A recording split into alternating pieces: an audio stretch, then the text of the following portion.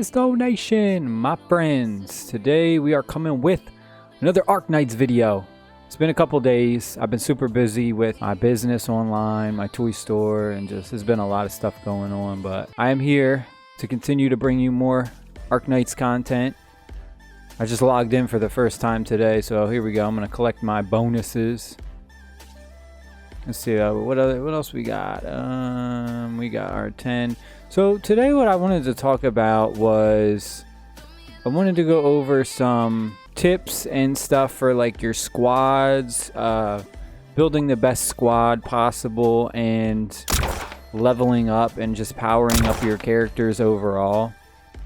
So it's hard to say which combination of characters is the best in this game, and I like that for a good reason. This game does a very good job of really changing up the gameplay. It's so different. Every different level, there's just so many different levels. So let me just show you guys for an example. Like, you have your main campaign, and these levels change where you'll need to be interchanging your squad mates. And then we have like the supply drop, which is like different. Tough siege, resource siege, these are all different. So if you go like the tough siege, it's different. If we go to the chips are also different. There's all different. Like if we look at some of the maps, like you're gonna need different characters. You can't just like go through all these different maps with the same squad. You literally have to change up your squad. You can't really say that there's any certain type that's the best, but I will give some like tips, some basic things that I think you should always have in your squad. I think no matter what, unless you're doing the aerial threat, like you always need ranged characters. You can't do any ground units because it's always like flying units, like drones coming at you. So you always have to have like ranged units for that one.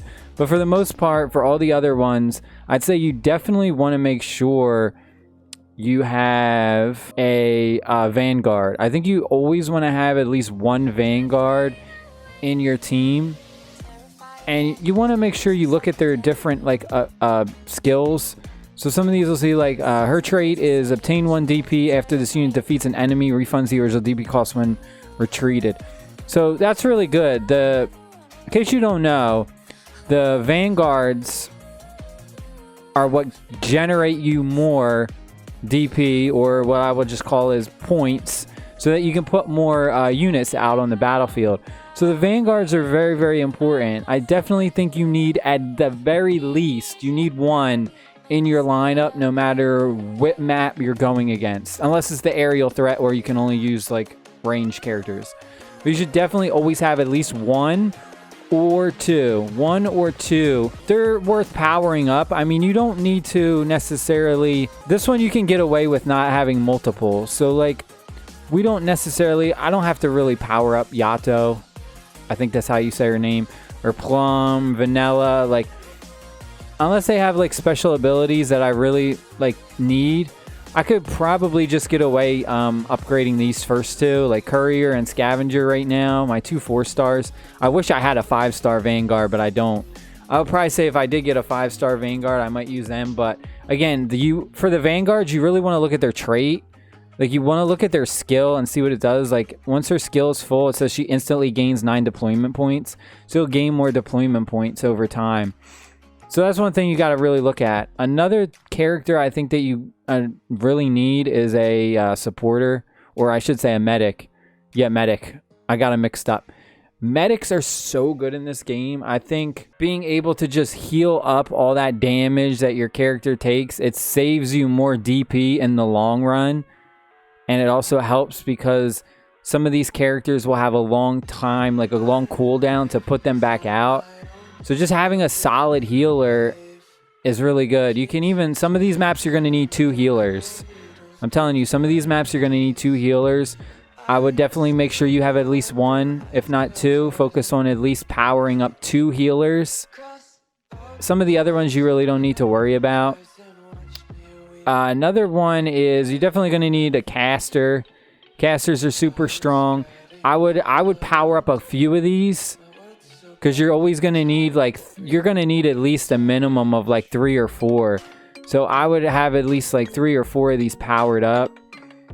And that's another thing that I also want to talk about is don't just like go and pick one of your characters. Like if you go and you pull like a 5-star character, don't use them all on, you know, 1 or 2 characters. You really need to spread this out because you're going to be using tons of different characters. Like I'm trying, like as you can see with my team, like I'm trying to keep it as balanced as possible. Like I don't want to have one character all the way at like level 45 or like the highest level where all the other ones like kind of drop off. I'm trying my best to keep them all even because you're going to use all of them. Like you're going to use all these different characters. This isn't the type of game where you can just get away with like using 3 or 4 characters.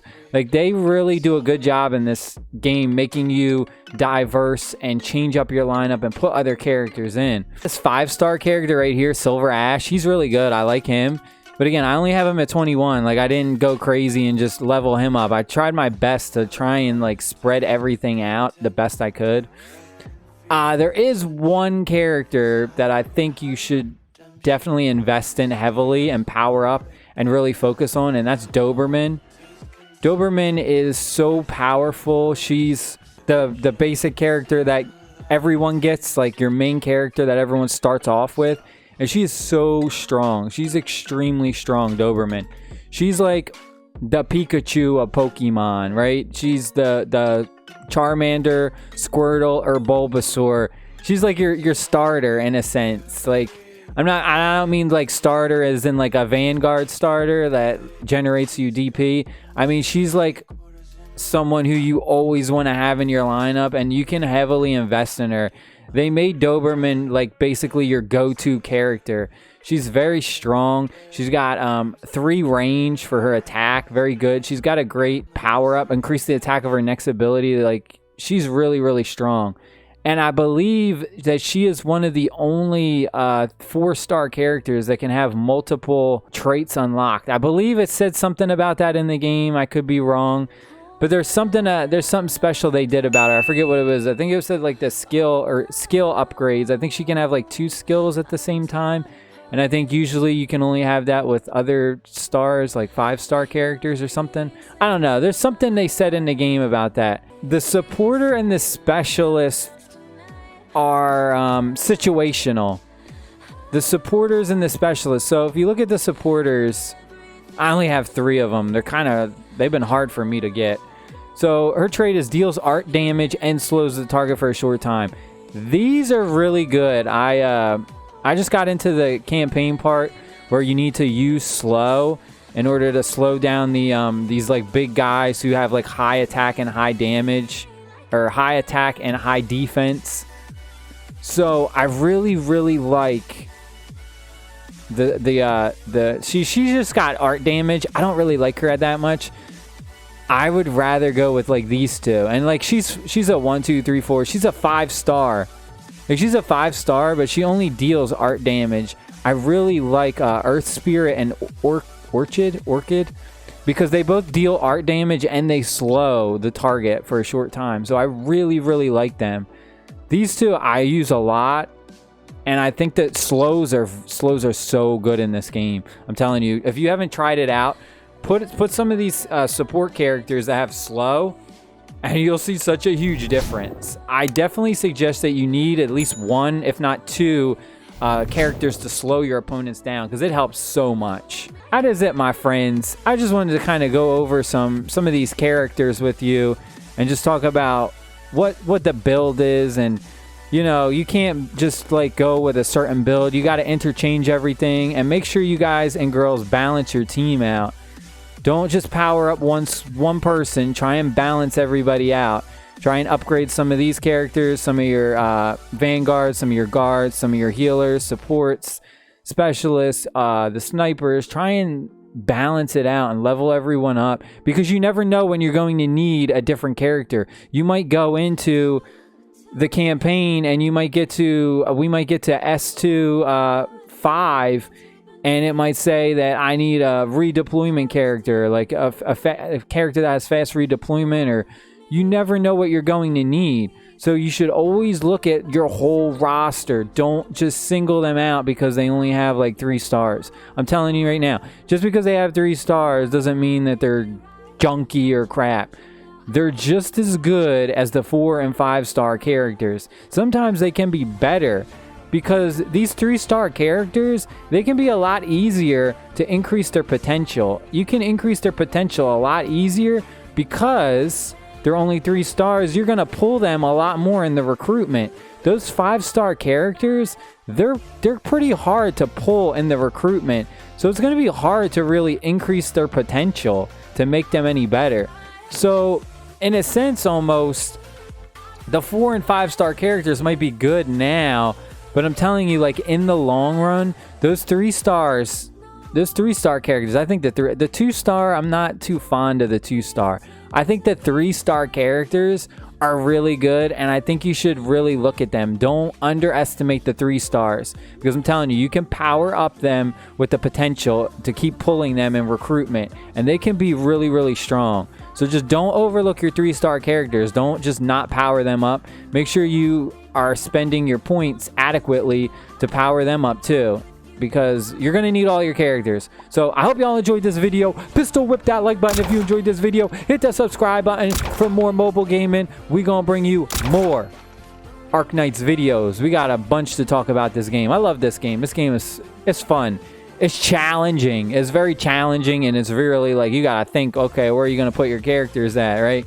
But it's fun. I really like this game. I'm enjoying it a lot. So I will see y'all in the next Arks video, hopefully tomorrow. Yeah, hopefully tomorrow I'll put a new video out. But I'll see y'all later. Peace!